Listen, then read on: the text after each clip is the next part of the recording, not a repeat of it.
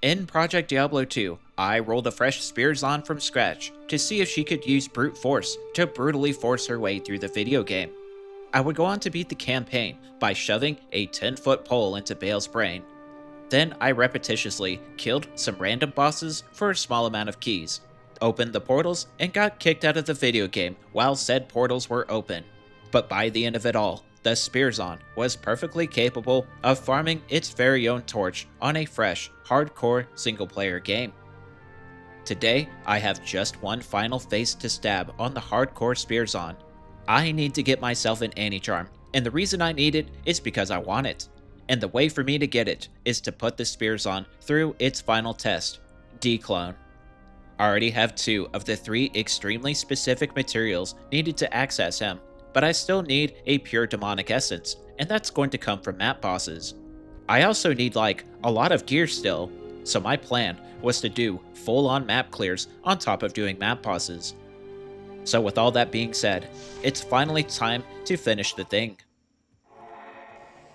The good news about doing full map clears is that I have all the opportunity in the world to find crucial gear upgrades. This unique dust shroud doesn't help me at all, but it is a sign of good RNG. For those curious, it was a lightning Ormus robe. Apparently Ormus robes only give +2 skills this season. Tell us how you really feel about Sorks. Naturally, on the very first map, I got the dreaded and cursed Corrupted Ear event. If I get the Necromancer, I'm going to basically die. Okay, time to shove 8 million antidote potions down my face. Despite my extremely suboptimal gear, the event itself went totally fine. I even got to murder a stuck-up Boson. This Vitality Sorceress went on to drop a unique Balrog skin. I had a strong desire to use this item, but I can only use it if I can maintain max res. So naturally, it went straight into the Box of Doom. 5% max life. Honestly, I don't hate that. Then for the first time in my life, I encountered an ethereal, unique Colossus Girdle. I really wanted to use this item, but why do I need so much stats for literally everything in this game? The next logical step for me to take was to smash it into the Satan box, and it would end up slamming +4 attributes. After several instances of violence, things started to get fascinating for this Spearzon. This item was the mapping weapon for a degenerate like myself, because this item gives the Joust skill. So I did what I do best, and I tried to kill it forever, and it slammed 4 life per kill. I used one of my respecs at Akara just so I would be able to even wear the thing, because I wanted to at least try it out. Having a teleport on a non-teleport class was luxurious, but the weapon speed was just too slow. So I'm going to need to find an extremely uncommon puzzle box to make this item work for me. Other notable items included this unique winged helm. I could proudly add Valk Wing to my possible Dclone gear set. I would go ahead and slam it for not 3 sockets, but the 6% DR was pretty nice. 1 puzzle box, please. Damn it, game. Alright, next time for sure. My continued violence and antisocial behavior would be rewarded with a unique demon head. That was exactly the item I needed, because it was the face of Andariel. Sure, I'll wear the rotting, decaying face of the Satan Lady. And then I went on to slam it for not 3 sockets. It got replenished life instead. I'm gonna use it anyway. Getting the pure demonic essence was becoming a real bastard though, because I had already done 15 maps, but maybe I'll get one to drop if I slam this map into a unique map. You know something, not every map has to have succubus witches. I'm just saying. That's all I'm saying. Thankfully, this map is just one big corridor crammed with several packs, so I was satisfied with my experience. After drilling a 10-foot pole into the boss's ear socket, I got both a Halberd's Rain and a Griffin's to drop. It's only natural that Halberds would drop on the single-player Spearzon and not the online Barbarian. I violently slammed it into an extremely bad rare. Balance had been restored to the universe. I blind slammed the Griffs into a Griffs with 16 pierce and 13 damage. The boss room in this totally average tier 2 map was entirely populated with several cursed multi-aura boss packs. Instead of just leaving the map like a normal person, I decided to gradually lure out the mobs. because I would surely be adequately rewarded for putting my health and happiness at great risk. I would end up dropping absolutely nothing from the boss. I have been bamboozled by RNG once again.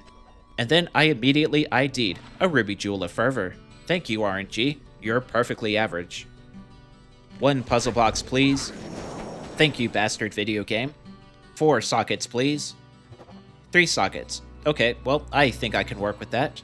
It's a good thing shale runes are extremely common. Imagine if you had to use like Goal or Vex runes to get 20 IAS. That would be mean. After boxing and shaling Zyrays, the weapon had become a usable upgrade. It was still 2 frames slower than a Mat Spear, but the damage increase and the joust adequately compensated for it. Oh, and just for fun, I thought I would go ahead and show off this unique war belt. I actually found one earlier, but this one would go on to slam for 10 IAS. I would have done heinous, unspeakable crimes for this item back in Season 11. First Griffins, now this item. Also, the boss in this map is a bird nest that infinitely spawns staging in dolls. Whoever made that, you're wrong. You're wrong for that, and you know it. Since I'm not playing my online barbarian, it's only natural that I would find a unique Colossus blade. My soul would have left my body if it had slammed 6 sockets, but this grandfather's got horribly mangled in the Satan Cube. Balance continued to be maintained in the single-player universe. Then it was time to fight the Lieutenant of Automatic Death, who thankfully did not automatically kill me. I really wanted a Ravenfrost or a Dwarf Star for Dclone, but I ended up getting a Stone of Jordan. The game just casually gives me the best ring ever, at a time when I need garbage Dwarf Stars or Ravens. It slammed for a very small amount of poison res. It survived, and that's all I can ask for. Tens of thousands of violent acts had been committed, just so I could get to this moment. The moment where I dropped a pure demonic essence from a gigantic cockroach.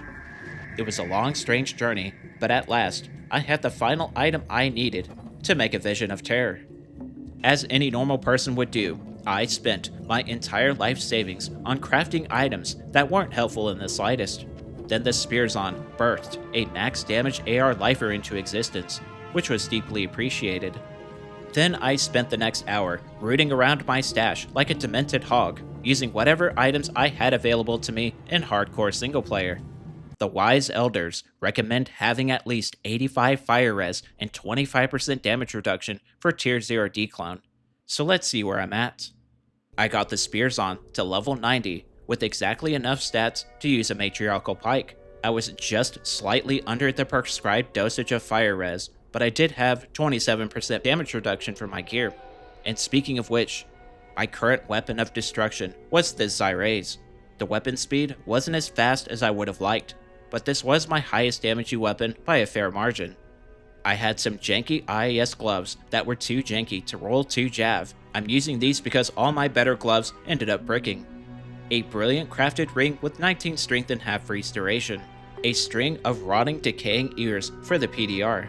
Another brilliant ring, nothing remarkable. Some good old classic gore riders. A dark glow with max res that I found way back in the campaign.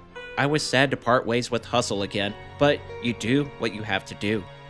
Then I had a Shaco, but not that kind of Shaco. This was a 2-socketed rare helm with 15% PDR, and a crafted amulet with some amount of skills and resistances. My charms were stacked with as much life and resistances as I could possibly put together, and I needed all of it, literally all of it. To round things off, I had a torch that rolled some very decent stats. Having this torch was marginally a lot better than not having it. For the skills, I was maxed out in Fend, Jab, and Jab Mastery. In the passive-aggressive tree, I had enough crit to give me 61 crit. Penetrate was maxed for its attack rating, and physical pierce. Being able to penetrate is also useful. I gathered my nerves for the absolute beating that I was about to receive. I slammed the vision into my face. I started off the fight by doing what any normal, healthy adult does in a fight. I stabbed my opponent several times in the face. My attack speed was not as fast as I would have liked, but the damage was good enough to put me in the first ad phase in a matter of seconds. Good enough just so happens to be my life's motto. My calculated strategy for the first phase was to do as much damage as reasonably possible. because this fight won't be getting any easier. Soon enough, I entered the first Nova phase.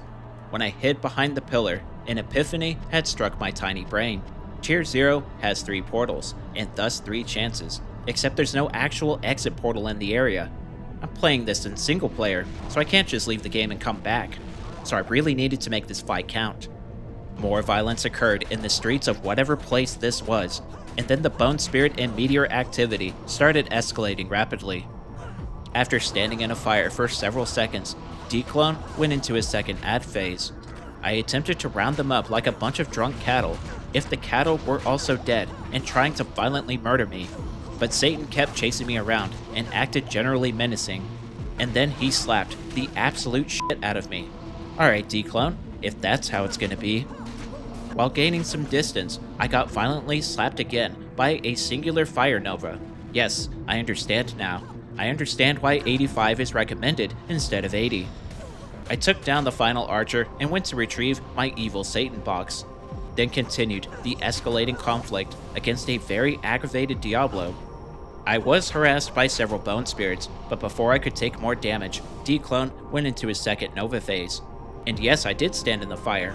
I still hate moving around during this phase. Then I repetitiously penetrated Diablo's eyeballs with a 10-foot pole. He wasn't spamming his laser or firestorm this time, so I had to take advantage of that. Dclone summoned his final wave of dead bastard guys.